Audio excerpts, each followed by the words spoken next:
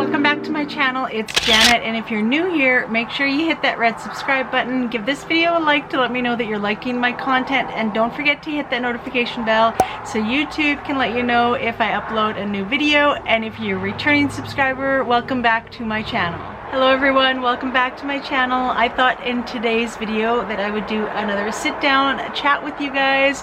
I had a lot of great feedback on my little sit down chat that I had in last week's video, and I do like talking about the topics that not a lot of YouTubers will talk about, and it's a lot of things that I learned along the way, and it's more of like the mental struggles of weight loss, not just what you're eating and what you're not eating. And sometimes that doesn't solve everything. Sometimes it's definitely more to weight loss or weight gain is a lot of mental aspect, at least with me anyways. You know, there was a lot of mental health that went along with losing weight, and mental health that I experienced while gaining weight. When I was 240 pounds, I was fortunate enough that I never did get bullied. I suffered a lot myself in how I felt and how I perceived myself to others, but I never did get any, you know, making fun of, bullying, you know, any verbal abuse along the way, which was very fortunate. I know a lot of people out there do get a lot of hateful comments towards themselves, and I'm really sorry if you experience that. It's a sad but truthful thing that happens with weight gain, or when you're even trying to lose weight. You know, people don't understand just by looking at you what you're going through, right? And a lot of people perceive on what you're going through just by the way you look, and that's not always right. We know that. It's just a lot of other people don't know that, right? And, you know, I always say just to be kind, because you never know what anybody is struggling with mentally. And especially right now, it's very, very tough in the world. A lot of people are recouping from mental health issues in the last year, dealing with what we've been dealing with. And then some, right? That's just kind of like the icing on the cake going through everything that we've gone through in the last year. So I like talking about a few things that comes from the mental health aspect and the mental game that I believe is very, very important in weight loss. So let's get into the video. Alright, so today's video I'm going to be talking about compulsive eating, and I'm going to be talking from my perspective and the things that I've experienced with compulsive eating and how I overcome compulsive eating. Now, I am not a medical doctor, I am not a nurse, I am not a dietitian by any means, so what I'm explaining today is just going from my own feelings and thoughts and things that I've experienced along the way, and I'm just sharing those thoughts and opinions that I have had, and maybe it will help you along the way as well. So let's get into the video. I am going to be starting to talk about what I did with my compulsive eating, like what the traits were and the feelings I felt that went along with compulsive eating. So I've mentioned in videos before that I'm not sure exactly where my weight gain came from and my compulsive eating came from. I had an excellent childhood. I had the best upbringing. I was sick a lot as a child, which I have mentioned before, but I don't feel like that impacted any way as far as me becoming an overeater, compulsive eater, overweight adult at all. I really cannot pinpoint one thing, any trauma in my life, any like abuse of any sort. I never went through any of that growing up whatsoever. And I feel like when I left home and when I went into my college years and kind of had that freedom of eating whatever I wanted to whenever I wanted to, I feel like that's kind of what started the point of me overeating. And definitely when I got to my heaviest, it was just out of control by that time, right? But definitely it started when I did leave home and had the freedom of eating out when I could, and that was kind of my downfall. I've mentioned in previous videos that I love eating fast food. If I could eat fast food 3 meals a day and not gain weight, I would. And that's the sad truth, but that's just how I feel. Everybody kind of has their nemesis. Mine is fast food. So I ate to the point of like stuffing myself. So that became a normal feeling for me. That was the first thing that I really noticed that was definitely made me compulsive overeat, was that it was normal for me to have that stuffed feeling. I could eat a plate full of a meal, even at home, or I could have a Big Mac meal, but that wasn't enough. Yeah, granted, I was full, but I wasn't stuffed. And that was, there goes the train, so I'm just gonna wait until that passes.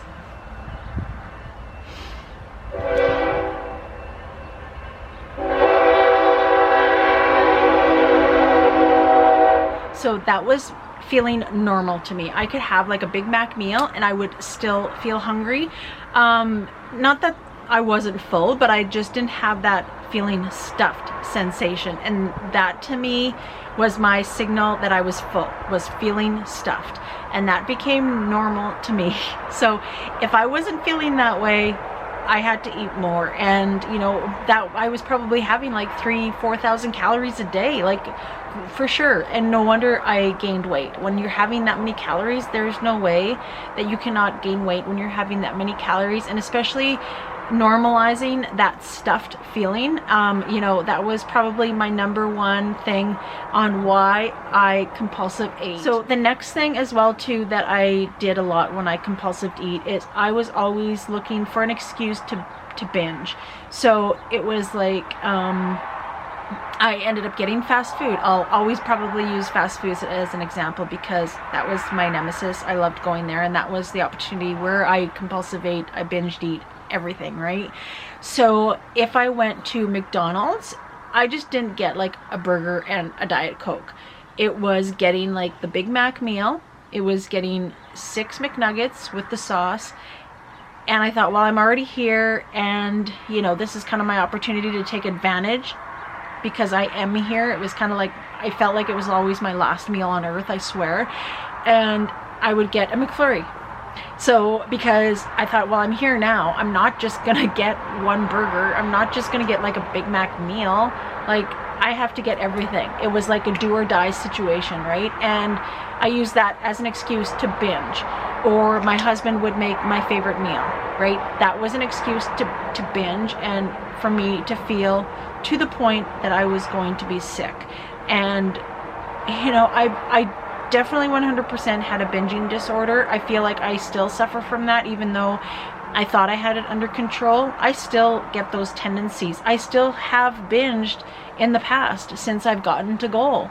Prime example was Christmas. I definitely binged at Christmas. I took advantage of those 4 days was the do all die all, right? That I was never gonna have those foods again, which definitely is not the case, you know, but I still suffer from that, and I think it's going to take a long time for me to overcome the binge eating. And I don't know, like, I feel like I have it under control somewhat, but it's still there. I have to consciously think about those sort of things. Same with compulsive eating. I will get into the things that how I overcame that, but I'm not saying by any means that it still doesn't, I don't have a thought of it, but I just have better ways and tools to cope with it, and I will be discussing that later on in the video. But definitely I use binging as an excuse for absolutely any situation, an occasion, a wedding, a graduation, anything, I was eating if I was happy, I was eating if I was sad. It didn't matter how I was feeling, I was eating. And I just enjoyed eating bad foods. Honestly, I did. I enjoyed every minute of eating those bad foods. Like, I wasn't big on the chocolate and chips, but don't get me wrong, I still ate them. The pop, the fast food, anything that was bad for me, that's what I enjoyed eating. I obviously, because I became overweight, not by eating salads, right? Like, let's be honest. I wish it was that simple, and I wish I had like an compulsive overeating disorder with salad. I wish that was the case, but it definitely wasn't. I enjoyed the bad foods, the fast foods, the hamburgers, the pizza. All of those foods was what I was compulsively eating and what I was binge eating on a regular basis.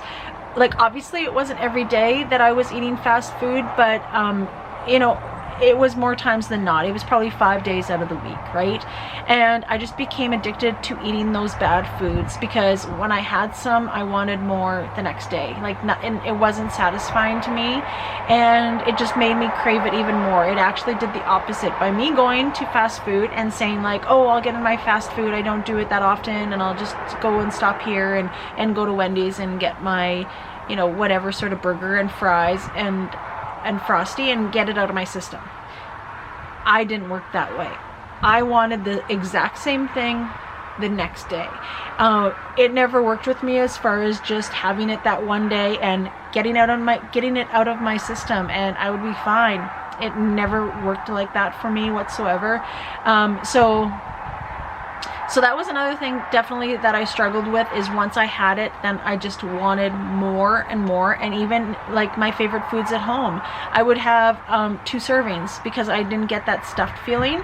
And I just ended up, after that first serving, I just wanted more and more of the bad foods. Like, I'm talking like, you know, the lasagnas, like all of the rich food that you think you would be full from having one serving. I wasn't. I wanted all of the bad foods, the garlic toast, the everything, and I was wanting the bad foods consistently. I also, I noticed when I started like compulsive eating and overeating is I was starting the behavior of hiding when I was eating. Like, and I don't mean like hiding and sitting in a closet hiding. I mean like I was getting fast food and eating in my car and throwing away. It sounds crazy to me even talking about this, and that's why I appreciate you guys so much, because this is something that I would never like talk about with Jimmy or talk about with my kids or anything like that, or even honestly like to a lot of people. Unless you've been through it, you won't understand these things that I'm saying, right? Like the whole thought process of it. But you know, I would go to a fast food place, I would have the Big Mac, the fries, the drink, and the nuggets, and the Blizzard or whatever, the McFlurry from McDonald's, and I would eat all of that in the parking lot on my lunch break, and then I would throw it all away, like find a garbage at the next store or whatever store I seen, and then throw it all in the garbage like it never happened. You know what I mean? Like, that is crazy now when I think about it, because it's like, why was I doing that? Like, it's mind-blowing on the things that you do when you have a compulsive overeating disorder. And you know, to me, I guess I was thinking that it never happened. And you know, if Jimmy didn't see it, or if anybody didn't see that I was doing it, even my coworkers, then it never happened. You know, why am I gaining weight? Why am I overweight? Like, I don't know how this happened. You know, I'm eating my lunch that I'm bringing. You know, it was all of these excuses, honestly, that added up, and it was just hiding it and denying it from myself. Like, it was so deceiving. It was honestly so deceiving, and I hate to even admit that I did those things, but I did, and it's definitely not something that I'm proud of, but it was just how I dealt with it. You know, every person that is addicted to something in some way, I believe, this is my thought, has some sort of manipulative, like some sort of manipulation over others.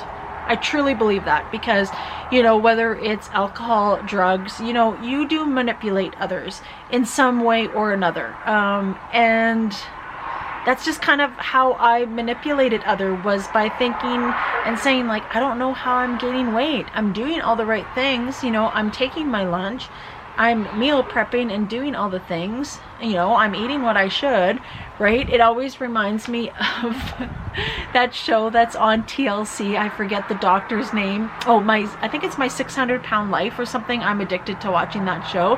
And it's that doctor all the time, and all these people go there, you know, for their surgery. They want to get it done. And they say, I've been sticking to the low carb diet, I've been sticking to the liquid diet, but they're gaining weight. And the doctor always calls them out on it. And that would be something that I would have done, you know, when I was 240 pounds, when I first started my weight loss journey.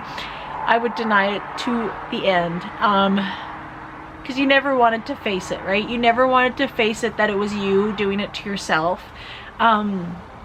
But yeah, I started definitely hiding what I was eating and eating in the car, getting rid of all of the bags, all of the the drinks and everything like that before I would get home or before I went back to work or anything like that. It was hard. It was really, really hard to kind of keep that up, and especially if you're doing it every day, right? It's definitely not something to be proud of. So let's start on a positive note after talking about all of that. I'm hoping that I'm not the only one that has these feelings and have gone through these things. Let me know down below if you've experienced or if you are experiencing compulsive overeating or binge eating, and let me know how you've dealt with it. If you're just starting your weight loss or halfway through, what are the little tips that help you kind of cope with it? I'd love to hear your suggestions down below. But I am going to go into the things that helped me along the way to overcome my compulsive eating disorder. So definitely the obvious one is I changed my diet to keto. And I do mean specifically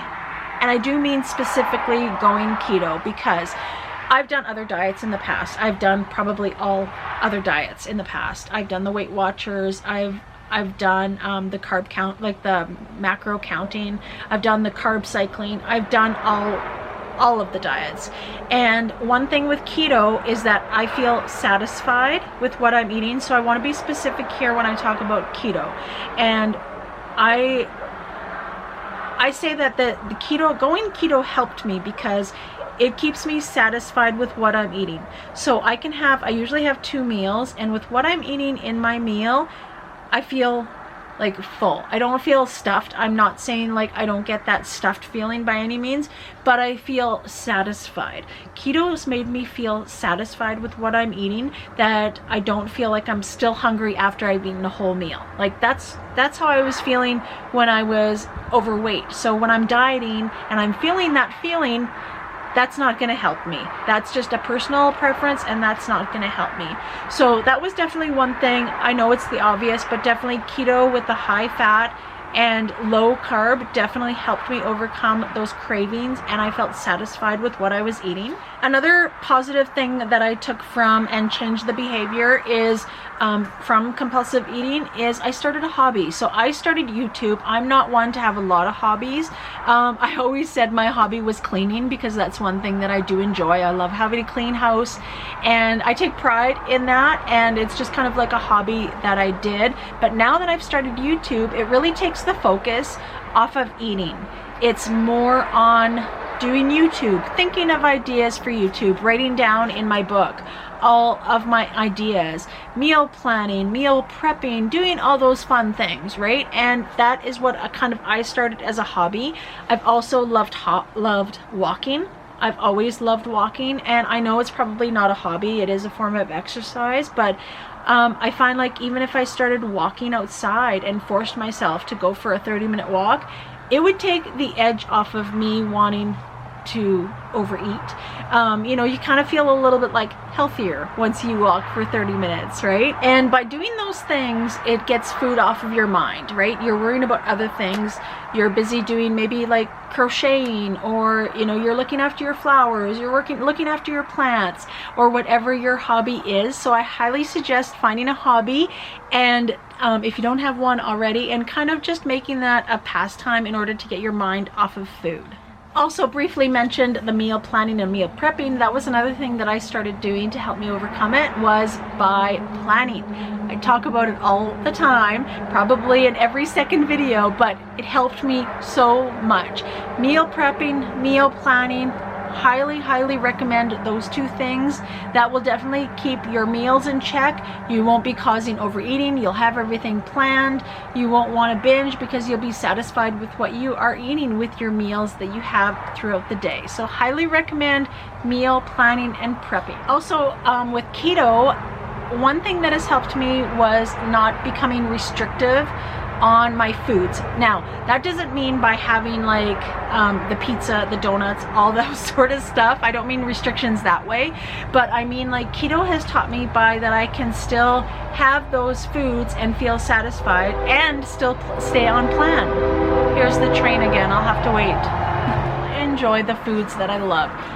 my favorite food is pizza. I think I have made, I want to say 5 different keto pizza recipe ideas that I have on my channel, and that's the whole thing, just finding alternatives so you can still enjoy your favorite foods.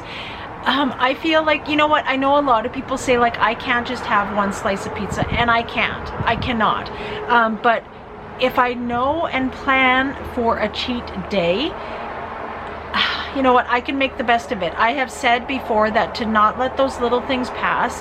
If your spouse wants to go out for dinner, if your daughter wants to go out for ice cream, take advantage of those times. Life is too short, but the main thing is mentally to be prepared and mentally to go back on track the next day, okay? This is going to be a lifestyle change for you.